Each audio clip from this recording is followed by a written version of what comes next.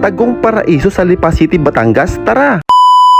Yun ho! Samahan nyo ko guys, nandito ako ngayon sa Sitio Latag. Di nila ang aray sa may Lipa City, Batangas. Ang kagandahan din walang entrance fee, parking pilaang. Kung wala kang bibe, meron din bibe. Pero ang ating pupuntahan ngayong araw ay yung falls nila dito. Grabe nung sa Lipa City, Batangas may falls. Grabe, pupuntahan natin yan syempre. Malayo sa gulo, malapit sa engkanto. Makalipas ang 10 araw, narating ko na rin ang falls din. Grabe guys, napakaganda. Maliit lang yung falls niya pero napakalakas ng tubig tapos napakalinaw. Grabe, kasarap maligo, di kasarap magbabad, talaga nakaka-refresh. Kakatuwa lang isipin na hindi mo na kailangan dumayo sa malalayong lugar dahil dito sa Lipa City merong falls na tinatawag din. Grabe, napakaganda guys, talagang puntahan nyo, talagang hidden gem ng Lipa City. Payong kapatid lang, pag ikay gulong-gulo sa buhay, gumulong ka. Magpalutang-lutang ka din, matatanggal ko yung problema ng kaunti. Talaga napakaganda din guys, ang lamig.